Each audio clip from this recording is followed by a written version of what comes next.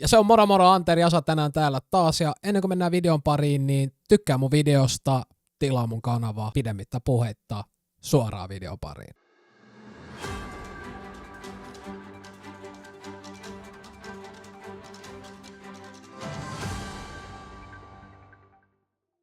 Aikaisemmin huumorintajuinen ja suomalaisten arvostama kotimainen yritys teilattiin pystyyn sen miehille suunnatuista tamponeista, elikkä Go Woke, Go Broke. Vuokkaset yritykselle ennustetaan pikaista konkurssia, jos ei palaa juurilleen naisten terveystuotteiden tuottajana, joka ymmärtää huumoria.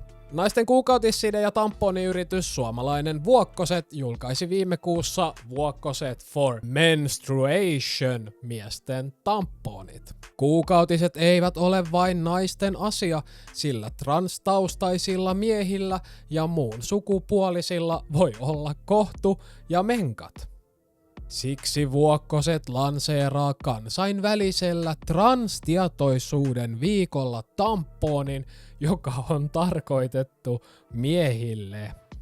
Vuokkosten miesten tamponit teilattiin kansainvälisesti niin naisvihaiseksi feministiryhmien kuin oikeasti transfobiseksi transihmisten kesken. Koska tämä kyseinen kampanja ei nyt näytä ymmärtävän transmiesten eli biologisten naisten saatikka perinteisten naisten biologista todellisuutta. Kansainvälisesti asia sai huomiota, kuin kuuluisa transaktivisti ja transmies Buck Angel otti asiaan kantaa. Buck Angel on kuuluisa entinen pornotähti ja nykyinen aktivisti, joka pitää modernia keskustelua transihmisistä ja sen ympärillä leijuvaa hyvesignalointia täytenä idiotismina. Näin Buck twiittasi: miehille, joilla on kuukautiset. What? Miehillä ei ole kuukautisia. Tämä aiheuttaa minulle lisää dysforiaa. Ja hän meinaa tällä sitä, koska transmiehet, jotka siis ovat biologisia naisia, ja kun he yleensä ottavat testosteronia ja ynnä muita vaiheita edistääkseen tätä transitiotaan mieheksi, niin he yleensä eivät enää saa kuukautisia, joten heillä ei ole tarve tamponeille, mikä on siis hänenkin mielestään hyvin kummallinen asia myydä hänelle tamponeja, kun hän haluaisi olla mies. Ja mikä ironisinta, tästä ei ole kuin pari vuotta, kuin Vuokkoset teki vitsillä Veikkoset-tuotteen piikitelläkseen miesten menkkoja kirjoitettuani heille, kuinka olen loukkaantunut ja itkin kuin teillä ei ole miehille siteitä aikoinaan Facebookissa. Mediassa on puhuttu aiheutetuista kohuista ja siitä, miten ihmiset vaativat muutosta. Todellisuudessa Twitterissä käydyssä keskustelussa ihmiset ovat mukana tässä vitsissä, eikä kukaan ole oikeasti loukkaantunut, kerroin silloin MTVn uutisaamussa. Silloin pari vuotta sitten Vuokkoset ja heidän asiakkaat, pääasiassa naiset, jopa kiittivät minua huumorikampanjastani, johon kuului silloin myös nämä Valion rasistijugurtit, Fatserin kurdin pippuri ja muun muassa Geishan monitoimihenkilösuklaa, joista heitin silloin läppää ja testasin, kuinka moni yritys on vokettunut idiootti, joka lähtee päähän keksittyyn rasismin vastaisuuteen mukaan.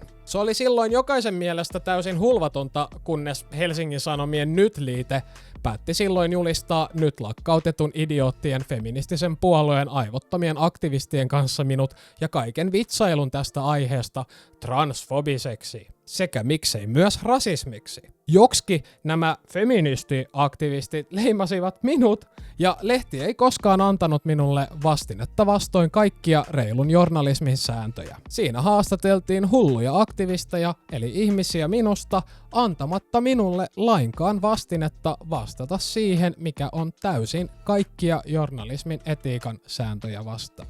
Nyt liitteen silloisen valetoimittajan mukaan tämä Vuokkoset iski kuulema takaisin minulle pahalle transfoobikolle. Kun oikeasti tämä koko yritys oli silloin mukana vitsissä ja feministiaktivistien kanssa yhdessä naurettiin miesten menkoille.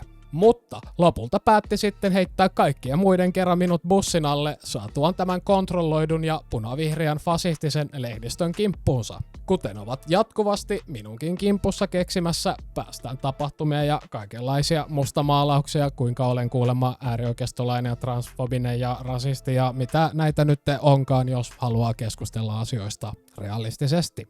Nähtävästi Vuokkoset ovat päättäneet korjata vuosien takaisen transfobisen vanhan virheensä tekemällä nyt näitä miesten tamponeja.